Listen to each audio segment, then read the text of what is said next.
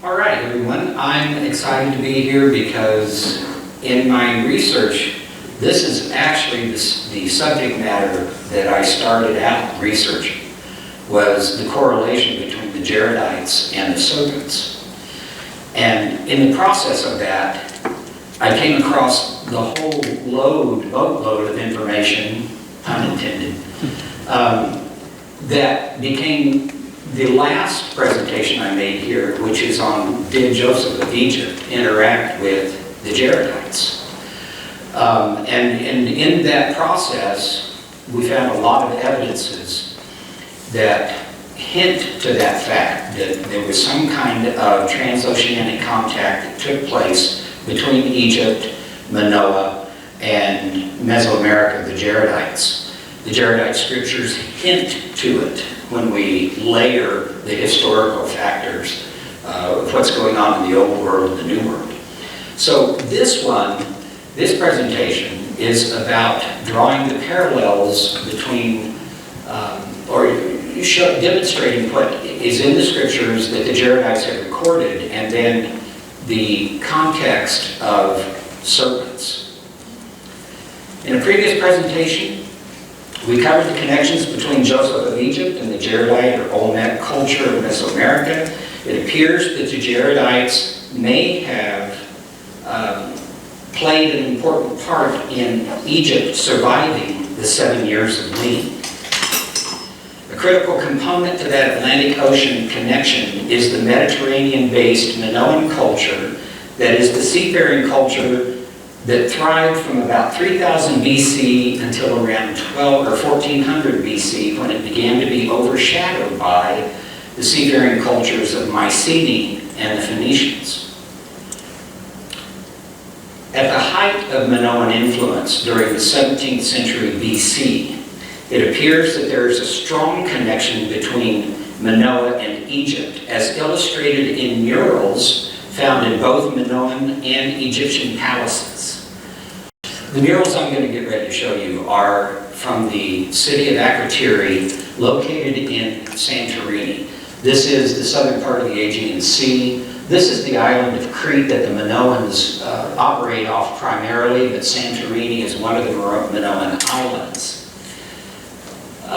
This particular mural shows, you can see that you've got seafarers down here, but you have mountains that are up above here, and in the mountains you have felines and you have antelope. And then coming out of the mountainous region, you have a single river that splits into two rivers before it comes into the ocean. Well, that's precisely what happens with the Egyptian delta. You see, the Nile comes down as a single river, and then here, when it gets into the Goshen Delta, it splits into two. And so it looks as though the Minoans are indicating their knowledge of Egypt and the Delta, where they're trading. And it's interesting to note that we have displayed here 1, 2, 3, 4, 5, 6, 7, 8, 9, 10, 11, 12 individuals in Canaanite housing here in the Nile Goshen Delta. So it appears that the Minoans are very familiar with the story of the 12 sons of Jacob that are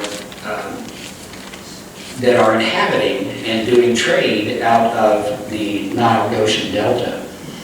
If you notice here, this is the primary person is standing on this side of the river, and then across the rivers looks like an elderly, stately gentleman sitting in a chair, and I'm assuming that that's indicating it's Jacob. So this would be Joseph, and that would be Jacob. Wow. So, and that, again, that's not here in the Goshen Delta, that's up there in Santorini.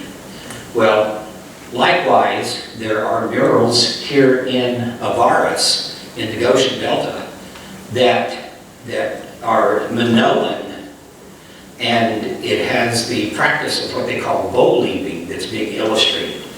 Here's the classic step-foot design of the and the fan border base that are Minoan type design.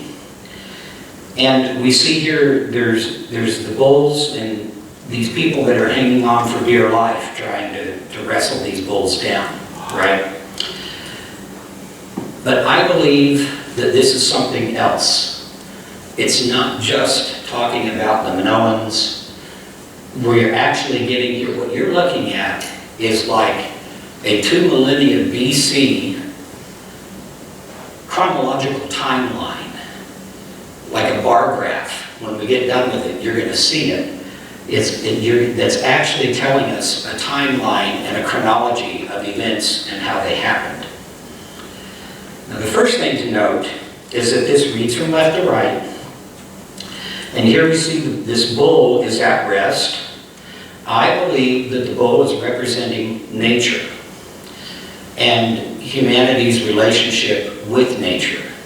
And you can see that, in fact, the handler has the bull by the horns. He has control of it. In addition, this individual in front is elevated above and looks down on the bull, indicating that humanity has dominion over nature. And then, as you move left to right, the motion of this particular mural changes.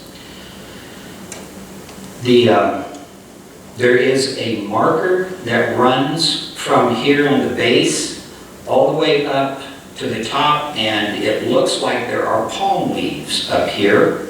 As a matter of fact, the people who talk about this mural refer to it as a palm tree. However, I believe it's representing, the splashes up above are representing an eruption. If you see, you've got the blue down below for the ocean. You have the earth here in the middle. You have a elevated skyline that looks like a mountain range. And then you have the sky up above. And this is taking place at the top of the mountain range, and it's spewing into the atmosphere. You actually have the color of fire at the base. You have the color of ash at the top. And you see here, as soon as this happens, man no longer has dominion. You see nature is clear up in the air, and man is being thrown off. Right? He no longer has control. Also notice down here at the bottom, this fan border. That particular border is actually representing a unit of time. So what you're looking at here, this particular square, is one solar calendar year. And here's how I come to that conclusion. The Egyptian calendar begins with the rising of Sirius on the horizon. And that, at that time frame, coincided with the same time that the summer solstice took place. So what you have here, at the beginning of this, moving from left to right, you have the summer solstice, which is the height of the sun in the sky, and then it begins its declination. The days are beginning to get shorter and shorter until you reach this 90-degree part where there's equal parts of day and night. It continues to get shorter and shorter until you get down to the winter solstice, at which time the cycle of the sun begins a 180. No longer is it declining. Now it's beginning its ascension. You're getting more and more daylight until you get to the spring equinox, and then all the way until you get to the next summer solstice. And so that block of two fans is representing 1 year. All right? So let's try and determine when this eruption takes place. We note that the event is taking place just prior to the summer solstice, so probably in the weeks or months prior. In other words, we don't have half a fan, a 6-month period that's represented here that precedes when this event happens. what we have is just a little bit of time. Well, if we go back to the Babylonian star chart, it tells us that from May until October of 1627, Venus was obscured from the night sky. The haze was so thick in the atmosphere that even Venus could not be seen in the night sky. So it's telling us this is probably May, maybe late April, May into June, that's being represented by this little bit of time. And then, that's year one. Year one, look how out of control. This particular bowl is actually up in the air, indicating it's in the sky. You notice the color of the bowl? It's the same as the ash cloud.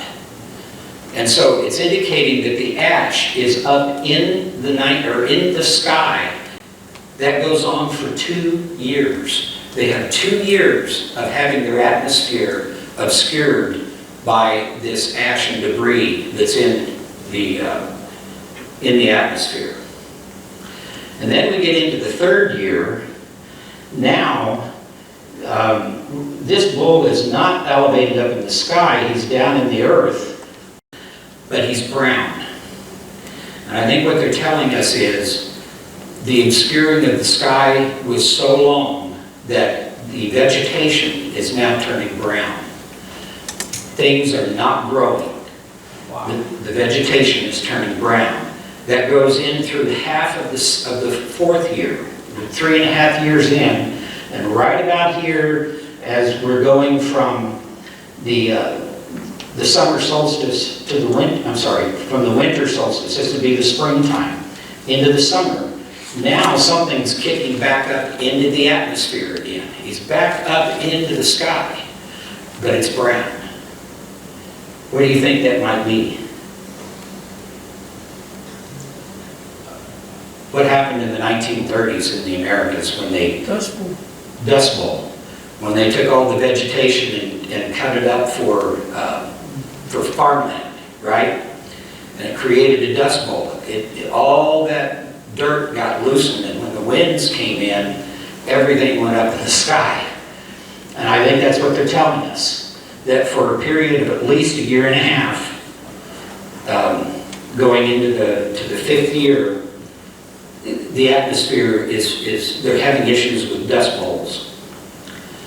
And even in through the 6th year, it's not until the 7th year that now the bowl is being brought back down into submission. It's not completely, but at least this person who's trying to wrestle him in has getting closer to being in charge. But also look at the color of the bowl. It's not the light blue ash color, it's the color of the water.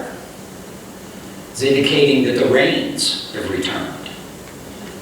And so in the 7th year is a restoration of the rain pattern, which would indicate that in the 8th year, we're now getting abundance. The things are now beginning to produce, so you're getting production out of your vegetation. And so here you have not just something that indicates Manoah was involved in Egypt. Now we're getting a timeline that's explaining how this famine, 7 years of lean, played out and what was involved with it. Also, one other thing, it's just an aside. They call it bull leaping. You could call it bull riding. Does anybody know what the time period is that you have to stay on a bull in order for it to count as a ride? 8 seconds. 8 seconds. Is this a feint going back to an older time where people then turned to sport as a celebration aspect? The fact that they rode the bull for 8 years and finally came out a winner on the other end.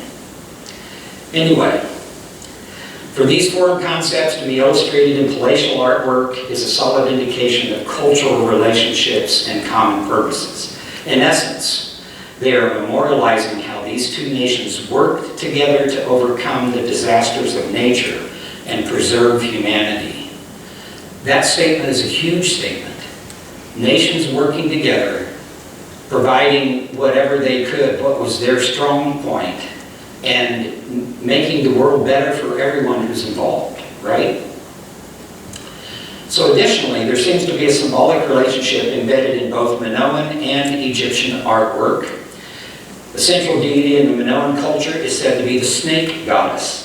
We assert that the Minoans are displaying their role in a claim to power. They are indicating that their nation, which is represented by the female, is feeding the world, which is represented by the bare breasts, by means of connecting the seaways of the east and west, which is the snakes in the hands. Wow. The hands represent the work that they do, and the work that they do is bringing the products together from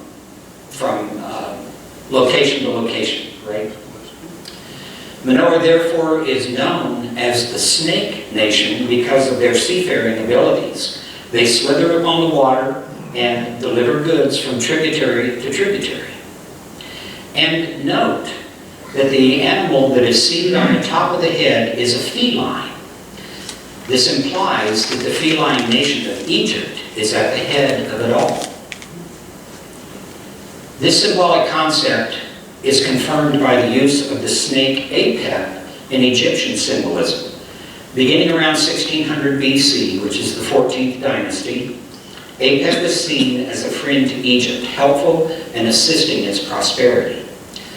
Now, this is a 14th dynasty rendition of Apep where it's friendly in assisting the staff of a tomb, and there's lots to see here, but I want to point out a few things. First off, the central focus of this is shipping. It's the centerpiece.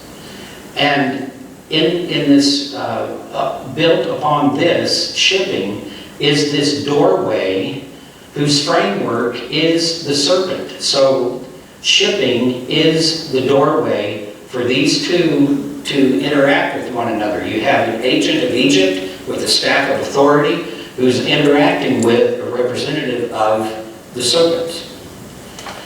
And down here, I think that these two coils of the same serpent are representing the Nile Delta shipping process. It's coming in from Manoah, and it's coming into the two rivers that feed into the Nile Delta. And the head of the snake then is against the staff of a tomb. The staff representing livelihood or the authority, but the same way we use staff as representing the Word of God or the food, the heavenly food. But why is this the Nile Delta? Because there are 12 coils on the snake, indicating the 12 tribes of Israel that are inhabiting the Nile Delta.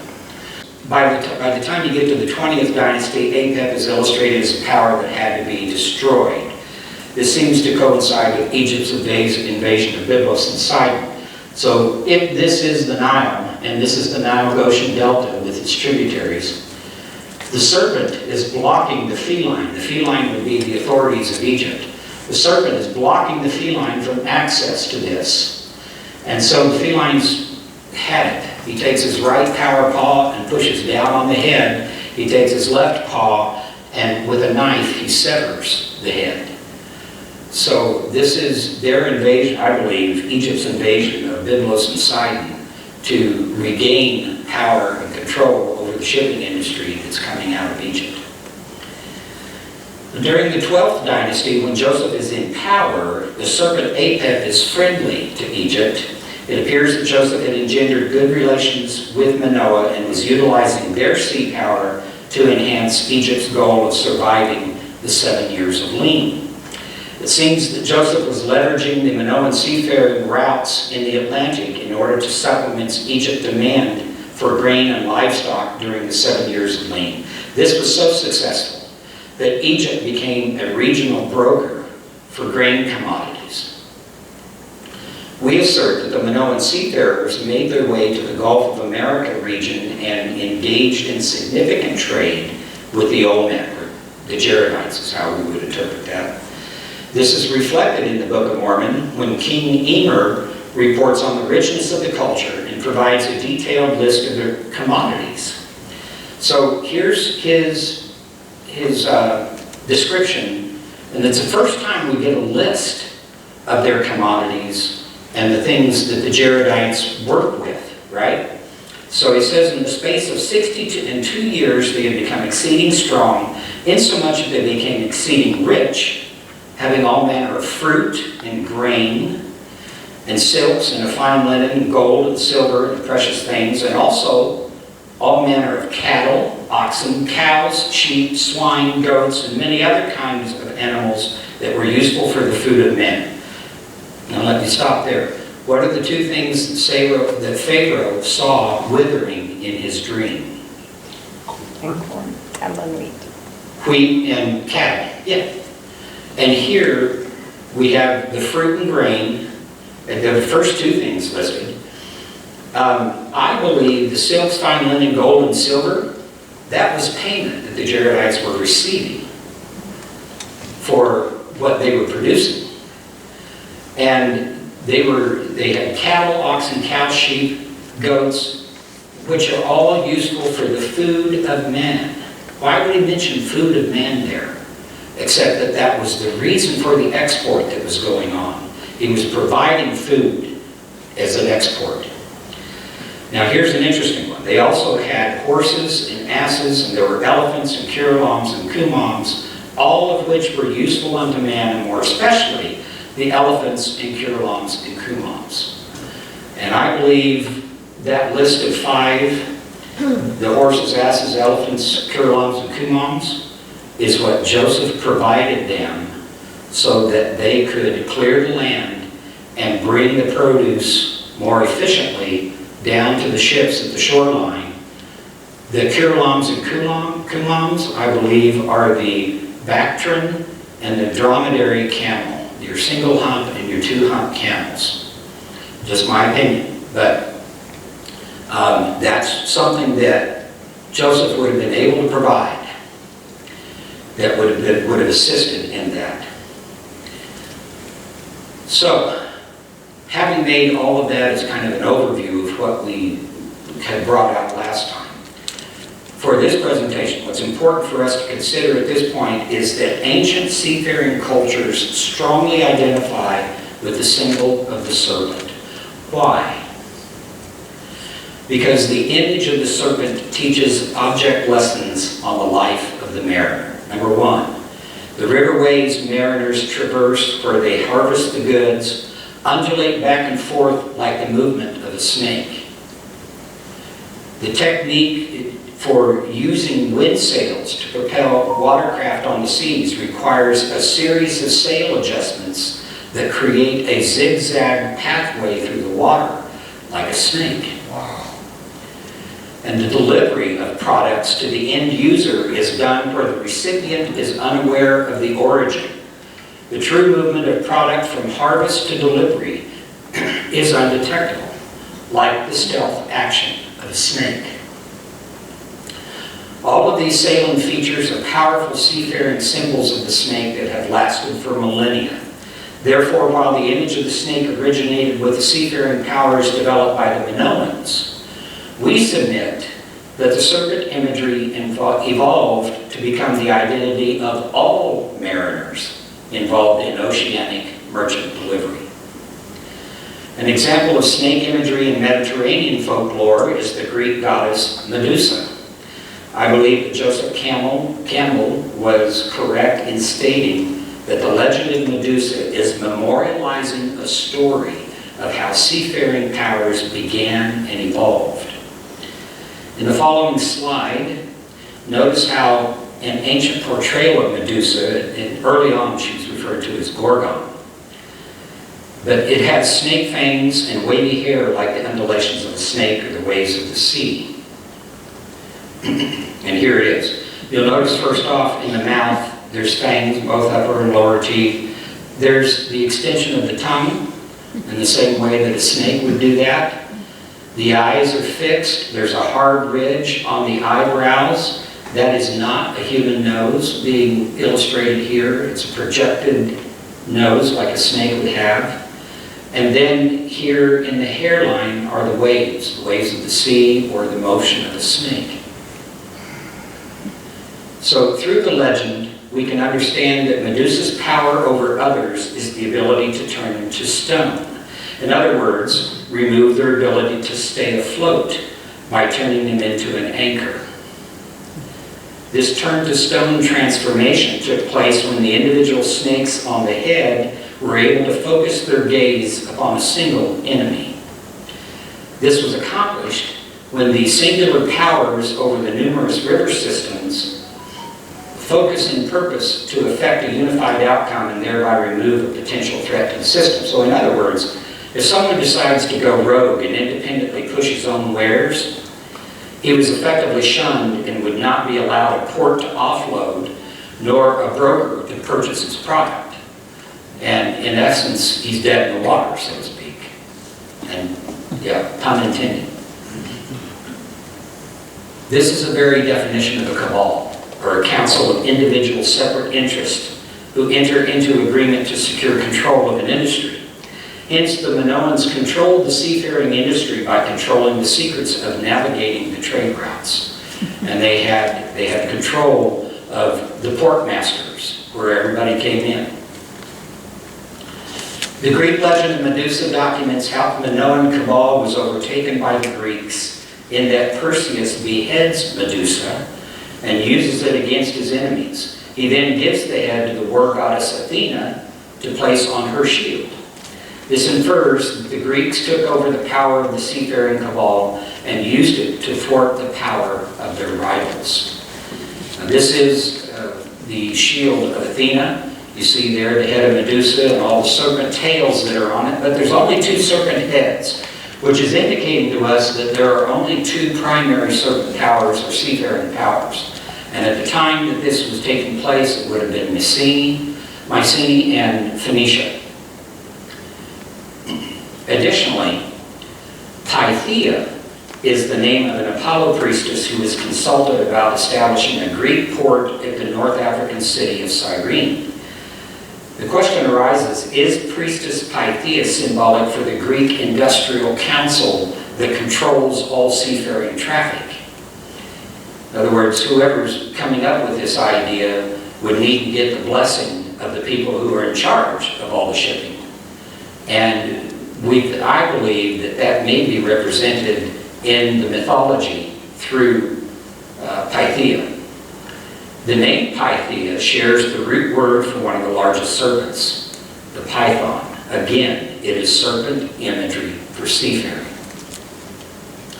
Now, based on research done by Manolis Kaplis in his book In the Shadow, it appears that the Greek Mycenaean culture began having heavy influence in the North Atlantic sea routes during the 15th century BC.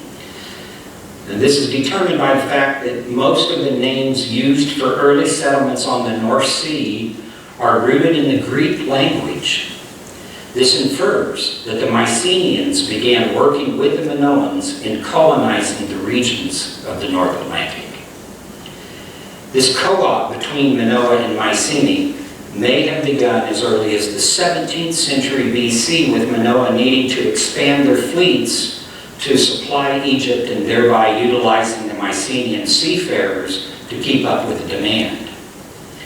What Minoa may not have expected is that Mycenae would eventually take full control. Hence the legend of Perseus beheading Medusa. Actually, here's another way of looking at it. The Mycenaean overtaking of Mediterranean seafaring may not have been a hostile takeover as much as it was an opportunistic move to fill a void after the 15th century BC volcanic explosion on the island of Santorini, which then decimated the Minoan fleets and ports on the island of Crete. And the point I'm making here is this hole that's in the island of Santorini is a caldera. That particular volcano here has erupted multiple times, but there was a huge explosion that took place. And it created a tsunami, and they've done the archaeology on this and found that all of these ports along the north side of Crete were destroyed by huge waves that came in. So while Perseus is often displayed lifting the head of Medusa, her beheading may have been the result of an act of God through the volcanic explosion and not a military overthrow. Greece, represented by Perseus, was merely the entity left behind to carry on the business of utilizing and protecting the sea routes of proprietary trade. So, we're going to shift. Having established that there is likely seafaring trade being conducted between the Jaredites and Joseph of Egypt beginning in the 17th century BC, are there clues provided in the Book of Mormon that this seafaring interaction continued? Well, our next location, actually we have here Joseph of Egypt is contemporary with Emer. We've already read the list of the materials he had for trade. The next event that we have actually has to do with Heth and the serpents. And this is how it reads. And it came to pass that he, Heth, did dethrone his father, for he slew him with his own sword, and he did reign in his stead. And there came prophets in the land again, crying repentance unto them, that they must prepare the way of the Lord, or there should come a curse upon the face of the land. Yea, even there should be a great famine, in which they should be destroyed if they did not repent. But the people believed not the words of the prophets, but they cast them out. And some of them they cast into pits, and left them to perish.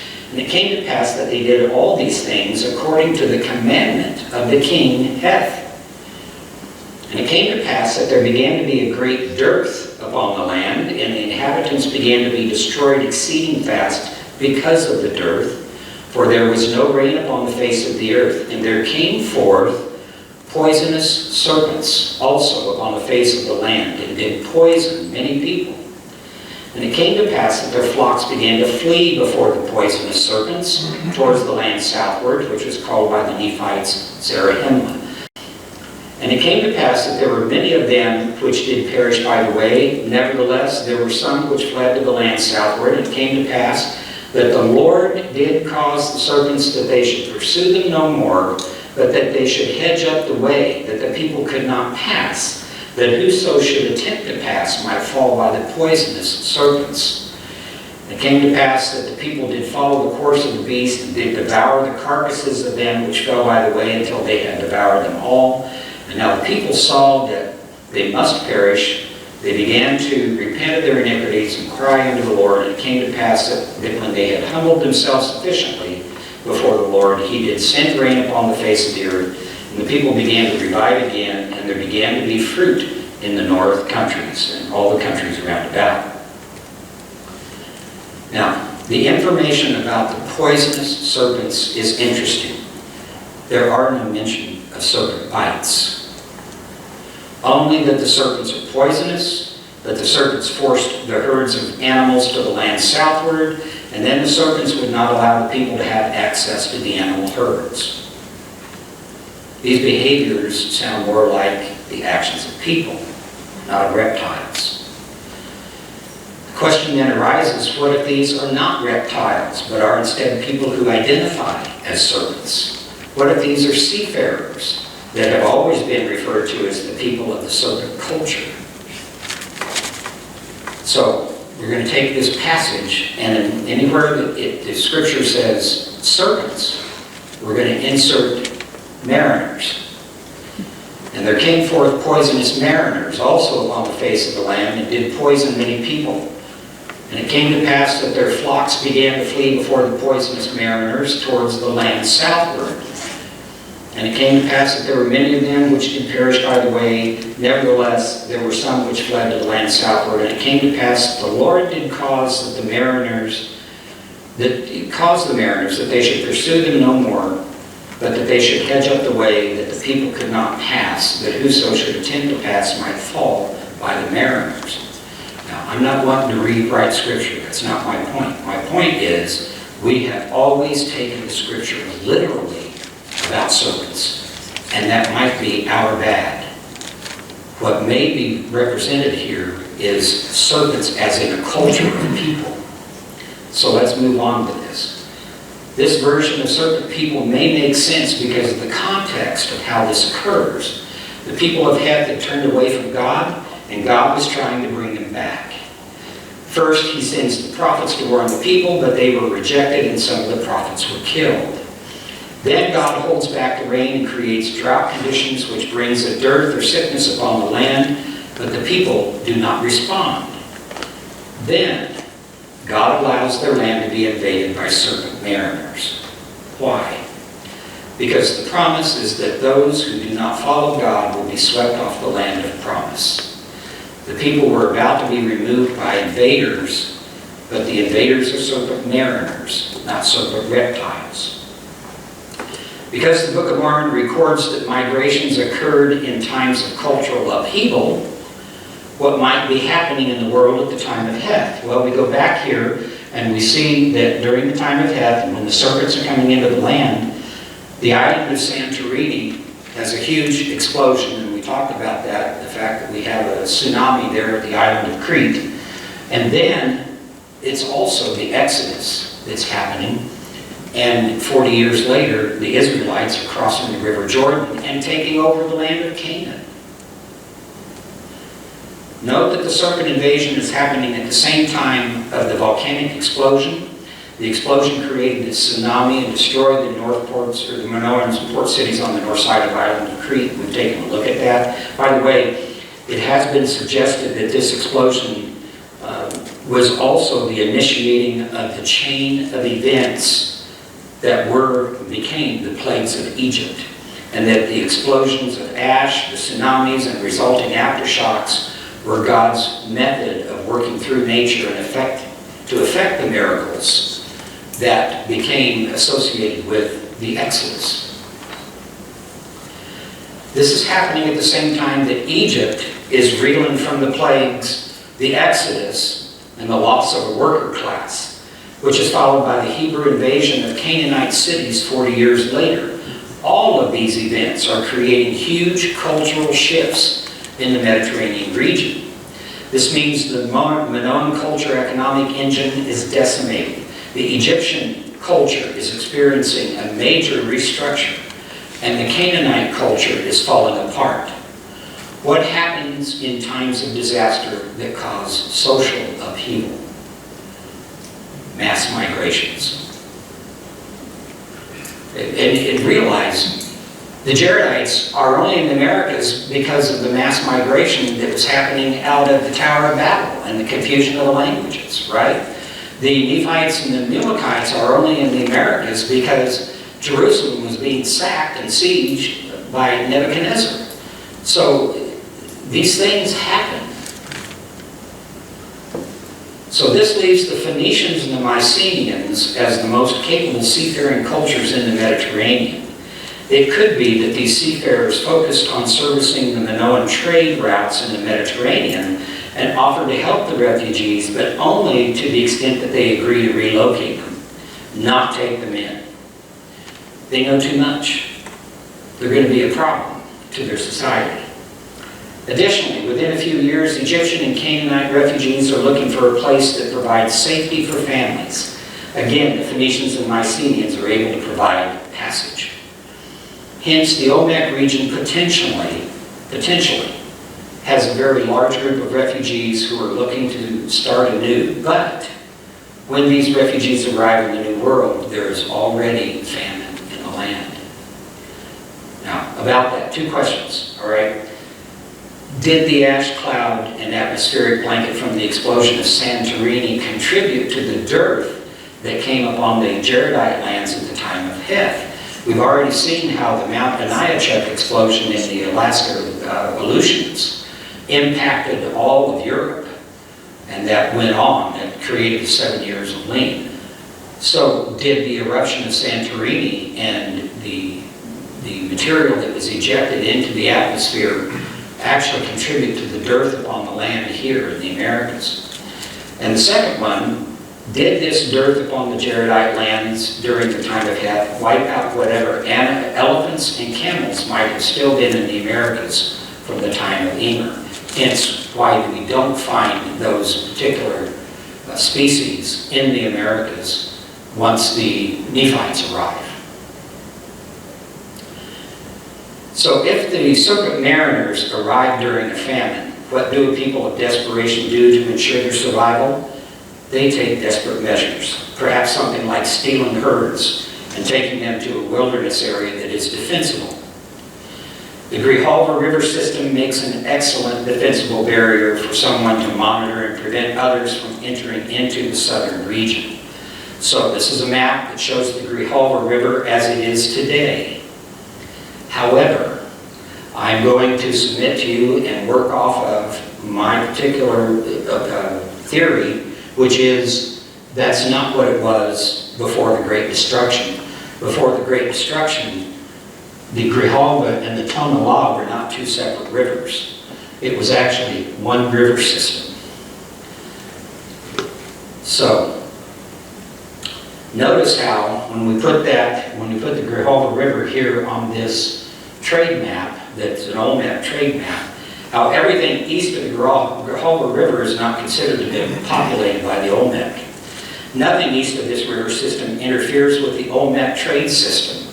Everything east of the river system is the classic Maya region that becomes the Nephites and the Mulekites, but they won't arrive for another 800 years. What we understand to be the Nephite and Mulekite area is down in here. Therefore, this invasion of serpents begins a 400-year occupation of the land east of the Grijalva River. Now, what is happening in the Mediterranean during this time? It is during this era from 1400 to 1000 BC when the Mediterranean cultures were experiencing a series of invasions from a confederacy of naval raiders called the Sea People.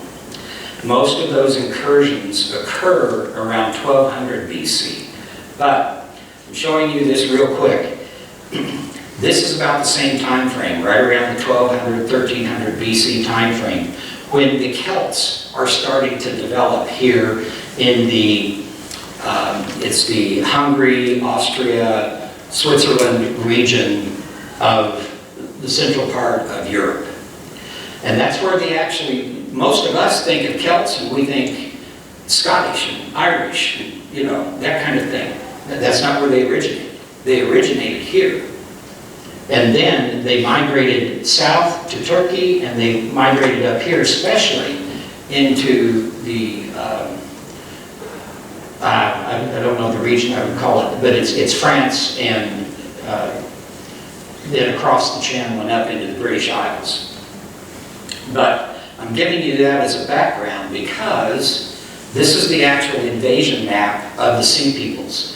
They come down out of Albania and Macedonia on the Grecian Peninsula, and then over here through Bulgaria and across into Turkey, and they begin their invasions over land, and then it turns into sea invasions throughout the Mediterranean. And there's all kinds of interactions and battles that go on. This is an Egyptian mural line drawing that depicts battles with the Sea People, and it infers that these are displaced refugees. In other words, you have people up here with Hittite helmets, you have people up here with Mycenaean helmets, and you can't tell hardly friend from foe. They're all part of the same cultures, but they're all interacting. It's almost like a civil war. It is probable that the Mediterranean cabal refugees of the 15th century BC upheavals decided to reclaim their maritime power by invading the Mediterranean port cultures in the late 13th century BC. These Sea People became the tail wagging the dog, but they were unsuccessful because the power void had already been filled. They weren't working from a place where they had solid ground or a nation or identity to work from. They were always seen as invading and pests coming off the sea. And so they just never could get enough military strength to hold and maintain. Now, in the Book of Mormon, there is a brief period of prosperity recorded by Morianton at about 1250 BC. This may have been a brief rekindling of Atlantic merchandise while the sea people were attempting to reclaim control of the trade routes. It is not until about 1000 BC that we find another Book of Mormon entry concerning cultural events which implies substantial trade. Here we find that King Lib reclaims the land southward with its access to the wilderness, where they are able to find wildlife for sustenance. This is because the serpents have been destroyed. Here's the passage. It came to pass that Lib also did that which was good in the sight of the Lord, and in the days of Lib the poisonous serpents were destroyed. Wherefore they did go into the land southward to hunt food for the people of the land, for the land was covered with animals of the forest. And Lib also himself became a great hunter. And they built a great city in the narrow neck of land by a place where the sea divides the land. And they did preserve the land southward for a wilderness to get game. And the whole face of the land northward was covered with inhabitants. And they were exceeding industrious. He's going to tell us about that. They did buy and sell and traffic with one another that they might get gain. Their whole culture had become commercialized. And they did work all manner of ore, and they did make gold, silver, and iron, and brass, and all manner of metals, and they did dig it out of the earth. Wherefore they did cast up mighty heaps of earth to get ore of gold, and of silver, and of iron, and of copper. And they did work all manner of fine work. They've industrialized. Now they're making all these products. And they did have silks and fine twined linen, and they did work all manner of cloth, that they might clothe themselves from their nakedness. And they did make all manner of tools to till the earth, both to plow and to sow and to reap and to hoe, and also to thrash. And they did make all manner of tools with which they did work their beasts. And they did make all manner of weapons of war. And they did work all manner of work of exceeding curious workmanship. And never could be a people more blessed than were they, and more prospered by the hand of the Lord. And they were in a land that was choice above all other lands, for the Lord had spoken it. And it came to pass, Lib did live many years, and begat sons and daughters, and he also begat Hepher. Some things to point out. It states that the poisonous serpents were destroyed in the days of Lib. That could have happened several ways. Lib could have been the catalyst to their destruction by means of war, or commerce, or the gospel. Or it may mean that the serpent culture industrialized and voluntarily relocated because it was to their advantage to do that. It's interesting to note that during the time of Lib at about 1000 BC is when Mesoamerican archaeology begins to find a ruling class called the Snake Kings in the Peten of Guatemala. These are the earliest Maya. This is an emblem glyph for Calakmul, which is one of the primary power centers for the Snake Kings. Notice here that the primary element here is the head of a serpent. It's a serpent head. Archaeologists state that these people are industrial merchants who wielded power through the means of waterway trade, both tributary and oceanic. If these are the serpents that were the 15th century refugees, then it appears that the immediacy of their maritime identity had waned through the generations to become content with being suppliers for maritime trade. Therefore, they moved to areas that were more conducive to the production and trade of commodities. And what I mean by this is the level plains east of the Usumacinta River and the two natural bays on either side of the Yucatan Peninsula provides a river system network for moving products from inland sources of the Peten to oceanic ports for distribution.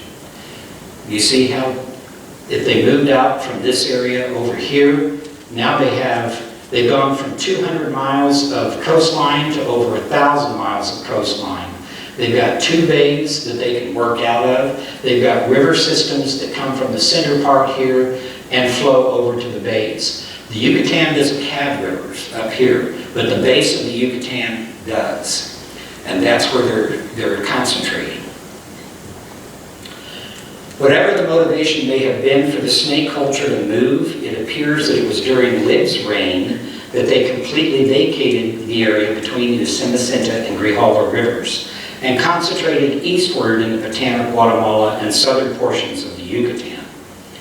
So this would be what it looked like in 1400 BC when the Serpents initially came in. They're just on the other side of the Grijalva.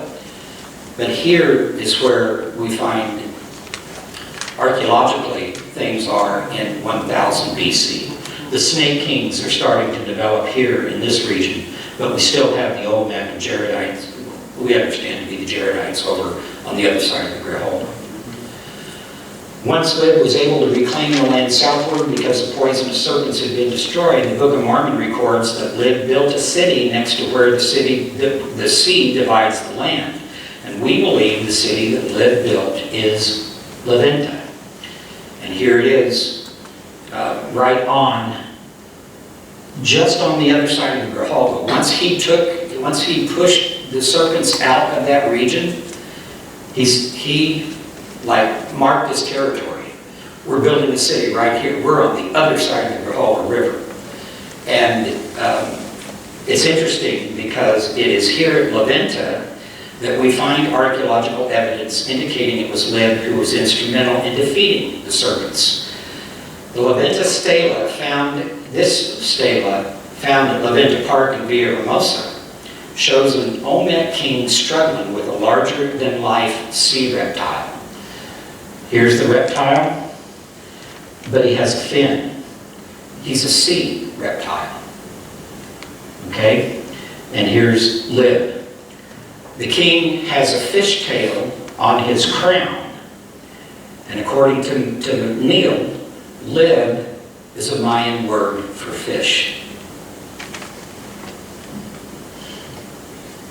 The invasions of the Sea People 200 years earlier and their disruption to seafaring in the Mediterranean region coincided with the collapse of the Bronze Age. So the disruption of all the Sea People in the Mediterranean stopped the flow of copper and tin, copper from Michigan, tin from the British Isles, which basically choked out the Bronze Age, and things then transitioned over to the Iron Age. Scarcity of source materials such as Michigan copper and British tin, coupled with improvements in forging technology, forced the beginning of the Iron Age. It's interesting to note here that Lib not only records that they are mining precious metal, he also lists iron and indicates they are moving to more refined metallurgy such as brasses and all manner of metals. And this time frame coincides with the building of King Solomon's temple. All of these are materials that could be used for the building of the Israelite temple in Jerusalem. Additionally, they are again listing silks and fine twined linens, and this time they are clearly stating that they are trading their products in order to get gain. All of this implies that Lib, and perhaps even the Snake Kings, were providing at least the raw materials for items that would be needed for the building of King Solomon's temple.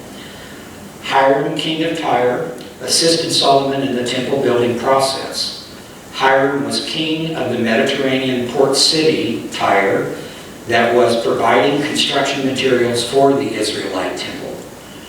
Were his fleets trading with Mesoamerican sources? Did both Ether and Moroni provide this information about Lib because it was a turning point connection between Jerusalem and Mesoamerica? Is it historical overlap between the two cultures, East and West, and their heritage in contributing to the building of King Solomon's temple? After Lib, the Jaredite culture falls back into two major factions that continue to war over the next 600 to 700 years. Meanwhile, it appears that we now have an understanding of who is occupying the lands to the east of the Jaredites. It is the Snake people who are occupying the land. This accounts for why the Olmec cultures never move east of the Grijalva River. The land is occupied by another culture that is still in the early stages of development, at least until Lib encourages the Serpents to relocate. And going back, again, this would have been their original, where they would have settled, and then eventually they went over into the southern part of the Yucatan. And this is what they would have built. We know that there are green fields, like 300 to 500 acre fields called green areas around each of these bays, where industrial size production was going on in raising crops of some form. So it appears that around 1000 BC they developed all of these and began a commercialized production. This is how those green areas appear today. Researchers have determined that these fields were worked anciently as raised beds with irrigation in between for uniform growth on an industrial scale. This produce would have been harvested on small barges and taken to large rivers that would then empty into one of the two bays for distribution to a wider market. We now have the implication that the Mulekite migration took place as it did because there was already consistent trade taking place between the Mediterranean and Mesoamerica. I jumped to the Mulekites, okay? The Mulekites most likely found passage on a merchant ship that was already heading to the Americas.